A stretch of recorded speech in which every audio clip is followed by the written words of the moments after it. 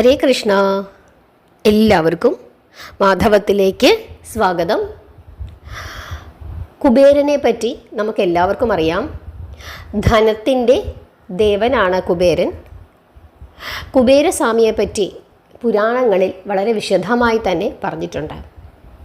ശിവപുരാണത്തിലും വിഷ്ണു പുരാണത്തിലുമൊക്കെ തന്നെ കുബേരനെ പറ്റി വളരെ വിശദമായി പറഞ്ഞിട്ടുണ്ട്.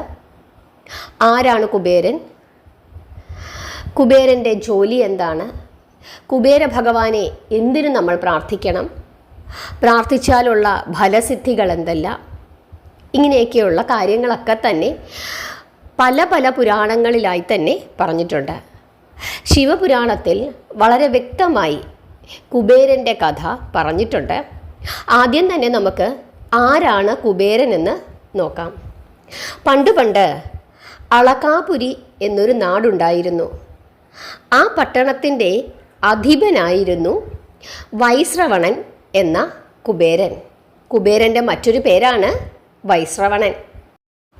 കുബേരൻ്റെ പിതാവ് വിശ്രവസും അമ്മ ഇളവിടയും ആണ്.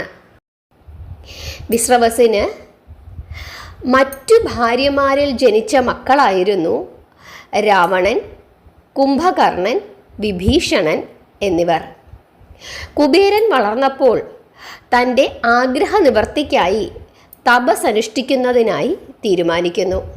അയാൾ പഞ്ചാഗ്നി മധ്യത്തിൽ ബ്രഹ്മാവിനെ ധ്യാനിച്ചുകൊണ്ട് ഒറ്റ കാലിൽ നിന്ന് കഠിനമായ തപസ് അനുഷ്ഠിച്ചു. ആ ഉഗ്രമായ തപസ് വർഷങ്ങളോളം നീണ്ടുനിന്നു. സന്തുഷ്ടനായ ബ്രഹ്മാവ് ഒടുവിൽ കുബേരൻ്റെ മുമ്പിൽ പ്രത്യക്ഷപ്പെടുകയും അയാൾ ചോദിച്ച വരം നൽകി അനുഗ്രഹിക്കുകയും ചെയ്തു. അതോടുകൂടി കുബേരൻ വമ്പിച്ച നിധി സമ്പത്തും അഷ്ടദിക്പാലകരിൽ ഒരാൾ എന്ന ബഹുമതിയും കരസ്ഥമാക്കുന്നു. വർഷങ്ങൾ കടന്നുപോയി. ഒരിക്കൽ വേദം ചൊല്ലിക്കൊണ്ടിരുന്ന ബ്രഹ്മാവിന് അത്യധികമായ വിശപ്പുണ്ടായി. അതുമൂലം ബ്രഹ്മാവ് കോപിഷ്ഠനായി. കോപാകുലനായ ആ മുഖത്തു നിന്ന് ഹീതി എന്ന ഒരു രാക്ഷസൻ ജനിക്കുകയാണ്. അയാളുടെ സന്താന പരമ്പരകളായി അനേകം രാക്ഷസന്മാർ ഉണ്ടായി. അവരൊത്തുചേർന്ന് ഇന്ദ്രന് വേണ്ടി വിശ്വകർമാവ് നിർമ്മിച്ച ലങ്കാപുരി കരസ്ഥമാക്കുകയും അവിടെ ആധിപത്യം സ്ഥാപിക്കുകയും ചെയ്തു. പ്രബലരായ രാക്ഷസന്മാർ അവിടെ വസിച്ചുകൊണ്ട് ദേവന്മാരെ ആക്രമിച്ചു തുടങ്ങി. അവർ പലതരത്തിലും ദേവന്മാരെ ഉപദ്രവിച്ചു തുടങ്ങി. രാക്ഷസന്മാരുടെ അക്രമം സഹിക്കവയ്യാതെയായപ്പോൾ ദേവന്മാർ വിഷ്ണുവിനെ സമീപിച്ച് സങ്കടം ഉണർത്തിച്ചു. ഭഗവാൻ ശ്രീഹരി വിഷ്ണു ദേവന്മാരെ സമാധാനിപ്പിച്ച് അയച്ചതിനു ശേഷം തൻ്റെ സുദർശന ചക്രത്താൽ രാക്ഷസന്മാരെ മുഴുവനും കൊന്നൊടുക്കി. അങ്ങനെ ലങ്കാപുരി രാക്ഷസന്മാരിൽ നിന്നും മോചിതമായി.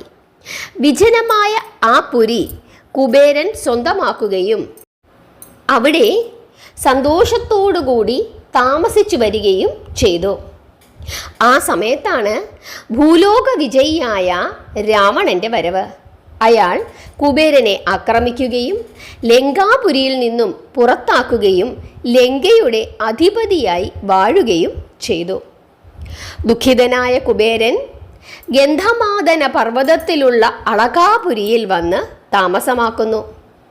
അതിമനോഹരവും ദിവ്യപ്രഭ നിറഞ്ഞതുമായ അളകാപുരിയിൽ അനേകം സുന്ദരിമാരാൽ ആവൃതനായി കുബേരൻ വസിച്ചു പോന്നു. അയാൾക്ക് അകമ്പടി എന്നോണം സദാ കൽപ്പവൃക്ഷത്തിൻ്റെ പരിമളം പേറിക്കൊണ്ട് മന്ദമാരുതൻ അവിടെങ്ങും ഓടി നടന്നു. കുബേരൻ്റെ ഉറ്റ സുഹൃത്തായിരുന്ന ഭഗവാൻ മഹേശ്വരൻ പലപ്പോഴും അളകാപുരിയിലെത്തി കുബേരനെ ഉപവസിച്ചു വന്നു. മനോഹരമായ താമര പൊയ്കകൾ നിറഞ്ഞ അളകാപുരിയിലെ കുബേരസഭ നിരവധി യക്ഷ കിന്നര ഗന്ധർവന്മാരെ കൊണ്ട് സദാ അലങ്കരിച്ചിരുന്നു. ലങ്കാപുരി കരസ്ഥമാക്കിയ രാവണൻ ദേവന്മാരെ പല വിധത്തിലും പീഡിപ്പിച്ചു തുടങ്ങി. രാവണന്റെ ആക്രമണം ദുസ്സഹമായപ്പോൾ ദേവന്മാർ ഒത്തുചേർന്ന് രാവണനെ എങ്ങനെയെങ്കിലും വകവരുത്തണം എന്ന് നിശ്ചയിക്കുന്നു. ഈ വിവരം ദൂതന്മാരിൽ നിന്നും ഗ്രഹിച്ച കുബേരൻ തൻ്റെ സഹോദരനെ ആപത്തിൽ നിന്നും രക്ഷിക്കുന്നതിലേക്കായി ദൂതന്മാർ മുഖേന ആ സന്ദേശം രാവണന് എത്തിച്ചു കൊടുക്കുകയും ചെയ്തു. അതിൽ കുബേരൻ ഇപ്രകാരം നിർദ്ദേശിച്ചു: പ്രിയ സഹോദര, താങ്കൾക്ക് ആപത്ത് സംഭവിക്കുവാൻ പോകുന്നു.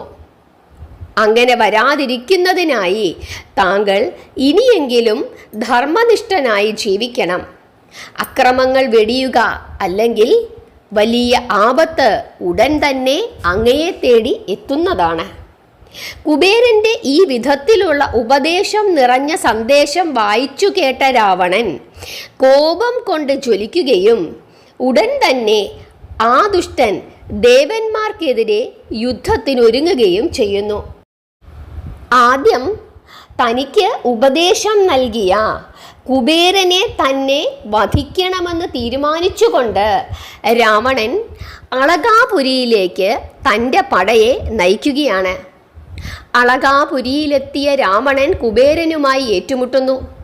ഉഗ്രമായ ആ പോരാട്ടത്തിൽ പരാജിതനായി ബോധമറ്റ് നിലം പതിച്ച കുബേരനെ യക്ഷന്മാർ രക്ഷപ്പെടുത്തുന്നു. രാവണൻ അളകാപുരിയിലുണ്ടായിരുന്ന വമ്പിച്ച നിധി നിക്ഷേപങ്ങൾ കരസ്ഥമാക്കിക്കൊണ്ട് ലങ്കയിലേക്ക് മടങ്ങുകയും ചെയ്യുന്നു. കുബേരന്റെ കാര്യസ്ഥനായിരുന്നു വിരൂപാക്ഷൻ. അയാൾ മറ്റൊരു യക്ഷനെ നിയോഗിച്ച് ഒരു ബ്രാഹ്മണനെ കൊലപ്പെടുത്തുന്നു. അതറിഞ്ഞ കുബേരൻ വിരൂപാക്ഷനെ മനുഷ്യനായി പിറക്കട്ടെ എന്ന് ശപിക്കുന്നു. തനിക്ക് ഇഷ്ടമില്ലാത്ത പ്രവൃത്തി ചെയ്ത തുമ്പുരു എന്ന മറ്റൊരു യക്ഷനെ കൂടി ശപിച്ച് കുബേരൻ ഒരു രാക്ഷസനാക്കി മാറ്റുകയും ചെയ്യുന്നു. അയാൾ വിരാധൻ എന്ന പേരിൽ ഒരു രാക്ഷസനായി ജനിക്കുകയും ചെയ്യുന്നു. ശാപത്തോടൊപ്പം ശാപമോചനവും ആ യക്ഷൻ നേടിയിരുന്നു. അതനുസരിച്ച് വിരാധൻ ശ്രീരാമനാൽ വധിക്കപ്പെടുകയും ശാപമോക്ഷം ലഭിച്ച രാവണൻ വീണ്ടും തുമ്പുരുവായി തീർന്ന് അളകാപുരിയിൽ മടങ്ങിയെത്തുകയും ചെയ്തു. ഒരിക്കൽ കുബേരന് ഒരബദ്ധം സംഭവിക്കുന്നു.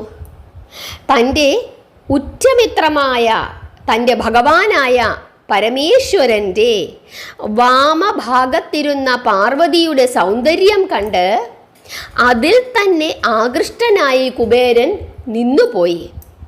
കുപിതയായ ദേവി എക്കാലവും ഓർമ്മിക്കുന്നതിനായി കുബേരൻ്റെ ഒരു കണ്ണിനെ പിങ്കലവർണ്ണമാക്കി.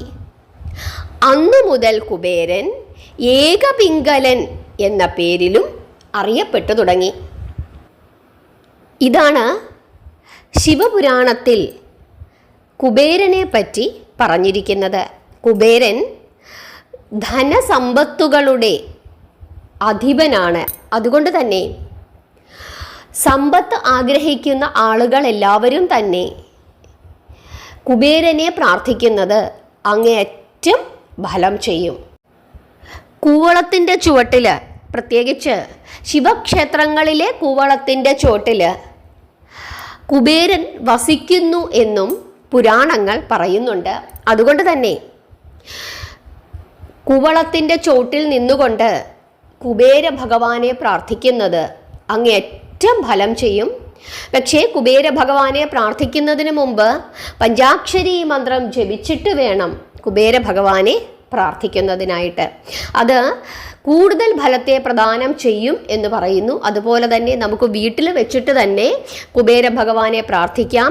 കുബേര ഭഗവാന്റെ ഒരു ഫോട്ടോ മേടിച്ച് അത് ഫ്രെയിം ചെയ്ത് നമ്മുടെ വീട്ടിൽ വെച്ചിട്ട് ഭഗവാന് പൂക്കളൊക്കെ സമർപ്പിച്ച് നമ്മളെ കൊണ്ട് പറ്റുന്ന രീതിയിൽ ഭഗവാന് എന്തെങ്കിലും വഴിപാടുകളൊക്കെ സമർപ്പിച്ച് ഭഗവാന്റെ നാമങ്ങൾ ഉച്ചരിക്കുന്നത്, ജപിക്കുന്നത് അങ്ങേ ഏറ്റവും ഫലത്തെ പ്രദാനം ചെയ്യുമെന്നാണ് ഹിന്ദുമത വിശ്വാസപ്രകാരം പറയുന്നത്. പല പുരാണങ്ങളിലും ഇതിനെപ്പറ്റി വളരെ വിശദമായി തന്നെ പറയുന്നുണ്ട്. അതിൽ തന്നെ വളരെ പ്രധാനപ്പെട്ട ഒരു നാമമുണ്ട്. അതൊരു നാമമാണ്. ഈ നാമം ജപിച്ച് കുബേര ഭഗവാനെ പ്രാർത്ഥിക്കുന്നത് വളരെ വിശേഷമാണ് എന്നാണ് പറയുന്നത്. കാരണം പ്രപഞ്ചത്തിലെ എല്ലാ സമ്പത്തുകളുടെയും നാഥനാണ് ആരെന്ന് പറയുന്നത്? കുബേര ഭഗവാൻ എന്ന് പറയുന്നത്. ഈ പ്രധാനപ്പെട്ട ഈ നാമം എന്ന് പറയുന്നത് പഞ്ചത്രിംശ മന്ത്രം എന്നാണ് പറയുന്നത്. കുബേര പഞ്ചത്രിംശ മന്ത്രം. അങ്ങനെ ഈ മന്ത്രത്തിന് പേര് വന്നതിന് കാരണം ഈ മന്ത്രത്തിൽ 35 അക്ഷരങ്ങളുണ്ട്. അതുകൊണ്ടായിരിക്കാം ഈ മന്ത്രത്തിന് കുബേര പഞ്ചത്രിംശ മന്ത്രം എന്ന് അറിയപ്പെടുന്നത്. കുബേര ഭഗവാനെ നിരന്തരം ഭജിച്ചുകൊണ്ടിരുന്നു കഴിഞ്ഞാൽ സമ്പത്തിന് യാതൊരു കുറവും ഉണ്ടാവുകയില്ല എന്നാണ് പറയുന്നത്. വിധിപൂർവ്വം ഭക്തിയോടുകൂടി പ്രാർത്ഥിക്കണം. സ്ത്രീകളാണെങ്കിൽ അശുദ്ധിയുള്ള ദിവസങ്ങളിലൊന്നും തന്നെ പ്രാർത്ഥിക്കരുത്. പ്രാർത്ഥിക്കാം നമ്മുടെ മനസ്സിൽ, പക്ഷെ പൂജ ചെയ്ത് പ്രാർത്ഥിക്കരുത്. നമുക്ക് മനസ്സിലിരുന്ന ഓം കുബേരായ നമ എന്നൊക്കെ അങ്ങനെയൊക്കെ നമുക്ക് പ്രാർത്ഥിക്കാം, പക്ഷെ ഈ നാമം ജപിക്കരുത്. കാരണം ഇതൊരു പവർഫുൾ ആയിട്ടുള്ള ഒരു മന്ത്രമാണ്. അത് അതിൻ്റെതായ വിധി പ്രകാരം കുളിച്ച് നാമം ജപിച്ച് അങ്ങനെ ശുദ്ധമായിരിക്കുന്ന സമയത്ത് ഒന്നുകിൽ ക്ഷേത്രത്തിലോ അതല്ലെങ്കിൽ നമ്മുടെ വീട്ടിൽ തന്നെ നമ്മുടെ ശരീരശുദ്ധിയോടും മനഃശുദ്ധിയോടും കൂടി ഭഗവാനെ പ്രാർത്ഥിക്കണം. അല്ലാത്ത സമയത്ത് നമുക്ക് ഓം കുബേരായ നമയെന്നും ഭഗവാനെ രക്ഷിക്കണമേ അങ്ങനെയൊക്കെ നമുക്ക് പ്രാർത്ഥിക്കാം. അപ്പം ഈ നാമം ഞാനിവിടെ എഴുതി കാണിക്കാം. വളരെ പ്രശസ്തമായ ഫലസിദ്ധിയുള്ള ഒരു നാമമാണിത്. ഇത് ഒരു ജപമാല ഉപയോഗിച്ച് നിങ്ങൾക്ക് 108 തവണ ജപിക്കാം. അതല്ലെങ്കിൽ 108 1 രൂപ നാണയങ്ങൾ എടുത്തു വെച്ചുകൊണ്ട് ഓരോ നാണയവും ഭഗവാന്റെ തൃപ്പാദങ്ങളിൽ സമർപ്പിച്ചുകൊണ്ട് നമുക്ക് പ്രാർത്ഥിക്കാം. എങ്ങനെയാണോ നമ്മളുടെ സൗകര്യം അതനുസരിച്ചിട്ട് നമുക്ക് ചെയ്യാം. അപ്പോൾ ഈ നാമം നിങ്ങൾ ശ്രദ്ധിച്ചു കേട്ടുകൊള്ളുക. ഞാനിപ്പോൾ അത് നിങ്ങൾക്ക് പറഞ്ഞു തരാം. അതുകൂടാതെ ഇവിടെ എഴുതി കാണിക്കുകയും ചെയ്യാം. ഇങ്ങനെയാണ് ആ നാമം. ഓം യക്ഷായ കുബേരായ വൈശ്രവണായ ധനധാന്യാധിപതയെ ധനധാന്യ സമൃദ്ധിമേ ദേഹി ദ്വാപയ സ്വാഹ. ഇവിടെ ഓം എന്നതുകൊണ്ട് ഉദ്ദേശിക്കുന്നത് സർവശക്തനായ ദൈവം എന്നാണ് ഉദ്ദേശിക്കുന്നത്. യക്ഷനാണ് കുബേരൻ, അതുകൊണ്ടാണ് ഓം യക്ഷായ എന്ന് പറഞ്ഞിരിക്കുന്നത്. അതുപോലെ വൈശ്രവണായ, അതും ഭഗവാന്റെ മറ്റൊരു നാമമാണ്. വൈശ്രവണൻ എന്ന ആ നാമത്തിൻ്റെ ആ പദത്തിൻ്റെ അർത്ഥമെന്ന് പറയുന്നത് എല്ലാ സമ്പത്തുകളുടെയും അധിപൻ എന്നാണ് അർത്ഥം. ധനധാന്യാധിപതയെ എന്ന് വെച്ചാൽ എന്താണ്?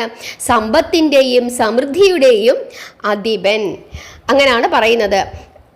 അങ്ങനെയുള്ള ഭഗവാനെ അവിടുന്ന് എനിക്ക് സമ്പത്തുകൾ നൽകൂ എന്നാണ് ഇവിടെ ഈ ശ്ലോകത്തിൻ്റെ ഈ നാമത്തിൻ്റെ അർത്ഥം.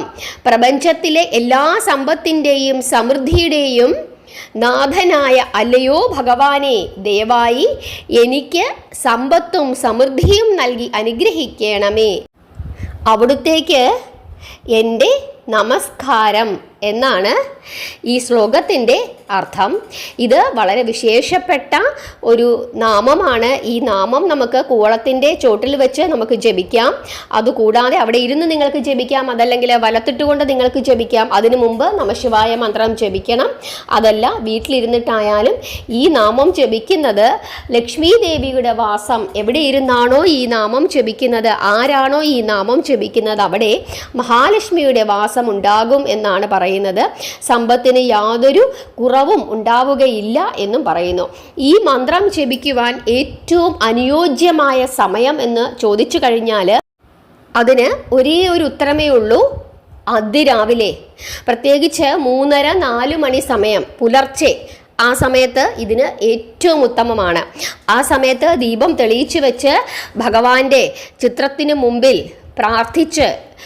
ഇരുന്ന് പ്രാർത്ഥിക്കുന്നത്, ഈ നാമം ജപിച്ച് പ്രാർത്ഥിക്കുന്നത് അങ്ങേയറ്റം ഉത്തമമാണ്. ഭഗവാന് താമരപ്പൂക്കൾ വളരെ ഇഷ്ടമാണ്.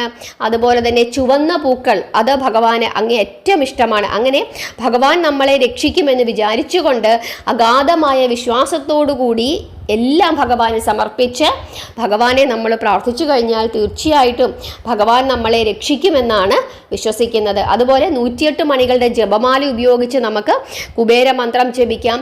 21 ദിവസം അടുപ്പിച്ച് നിങ്ങൾക്ക് ജപിക്കാൻ സാധിക്കുമെങ്കിൽ അത് അങ്ങേയറ്റം ഉത്തമമാണ്. അതുപോലെ തന്നെ നിങ്ങൾക്ക് നാണയത്തുട്ടുകൾ ഭഗവാന്റെ തൃപ്പാദങ്ങളിൽ സമർപ്പിച്ച് അങ്ങനെ നിങ്ങൾക്ക് 108 തവണ ജപിക്കാം. ഈ 108 തവണ പല ആവർത്തികൾ നിങ്ങൾക്ക് ജപിക്കാം. അതിൽ തന്നെ അതിരാവിലത്തെ കാര്യം പ്രത്യേകം ഓർക്കുക. ആ സമയത്ത് ജപിക്കുന്നതാണ് ഏറ്റവും കൂടുതൽ ഫലത്തെ പ്രദാനം ചെയ്യുന്നത് എന്നുകൂടി നിങ്ങൾ ഓർക്കുക. അപ്പോൾ അതിരാവിലെ നിങ്ങൾ ജപിക്കുമ്പം ഉണ്ടാകുന്ന ഒരു കാര്യമെന്ന് പറഞ്ഞു കഴിഞ്ഞാൽ, നമ്മൾ ഇപ്പോൾ തലേ ദിവസം നിങ്ങൾ നോൺ വെജ് ഒക്കെ കഴിച്ചെങ്കിൽ പോലും രാവിലെ നിങ്ങൾ പല്ലൊക്കെ തേച്ച് നിങ്ങളുടെ ദൈനംദിന കാര്യങ്ങളൊക്കെ ചെയ്ത് കുളിച്ചൊക്കെ വരുമ്പോഴേക്കും തന്നെ നിങ്ങളുടെ ശരീരത്തിനും മനസ്സിനും ഒക്കെ നല്ല ഒരു ഉണർവും ശുദ്ധിയും ഉണ്ടാകും. അപ്പോൾ അതുകൊണ്ട് നിങ്ങൾ അഥവാ നോൺ വെജ് കഴിച്ചാൽ പോലും വെളുപ്പിനെ ജപിച്ചു കഴിഞ്ഞാൽ അത് കൂടുതൽ ഫലത്തെ പ്രദാനം ചെയ്യും. അതല്ല കൂടുതൽ ബുദ്ധിമുട്ടൊക്കെ ഉള്ള ആളുകളാണെങ്കിൽ ഒരു 21 ദിവസം നോൺ വെജൊക്കെ ഉപേക്ഷിച്ചിട്ട് ഒരു വ്രതം പോലെ എടുത്ത് നിങ്ങൾക്ക്, അതായത് സസ്യാഹാരങ്ങൾ മാത്രം കഴിച്ചുകൊണ്ട് ഇങ്ങനെ ഭഗവാനെ വിളിച്ച് പ്രാർത്ഥിക്കുന്നതും വളരെ വിശേഷമാണെന്നാണ് ആചാര്യന്മാർ പറയുന്നത്. കടബാധ്യതയിൽപ്പെട്ട് വലയുന്ന ആളുകളൊക്കെ ഈ വിധം വിശ്വസിച്ച് പ്രാർത്ഥിച്ചു കഴിഞ്ഞാൽ, ഇങ്ങനെ കുബേര ഭഗവാനെ പ്രാർത്ഥിക്കുകയും അക്കൂട്ടത്തിൽ നമ്മുടെ കർമ്മങ്ങൾ കൂടി ചെയ്ത് ഇരിക്കുകയും ചെയ്യുകയാണെങ്കിൽ എന്തെങ്കിലുമൊക്കെ ഒരു വഴി നമ്മുടെ മുമ്പിൽ തെളിയുമെന്നാണ് ഹിന്ദുമത വിശ്വാസപ്രകാരം നമ്മളൊക്കെ വിശ്വസിക്കുന്നത്. പ്രാർത്ഥിക്കുക, നമ്മളുടെ ജോലികൾ ചെയ്യുക. തീർച്ചയായിട്ടും നമ്മുടെ പ്രശ്നങ്ങൾക്കെല്ലാം തന്നെ ഭഗവാൻ ഒരു വഴി കാണിച്ചു തരും എന്ന് ഉറച്ചു വിശ്വസിക്കുക. നാമം ജപിക്കുക. നിങ്ങൾക്ക് എല്ലാവർക്കും കുബേര ഭഗവാന്റെ കഥ മനസ്സിലായി എന്ന് വിശ്വസിക്കുന്നു. നാമം ജപിക്കുക, എല്ലാവരുടെ അഭിപ്രായങ്ങൾ പറയുക, പ്രാർത്ഥിക്കുക. ഹരേ കൃഷ്ണ.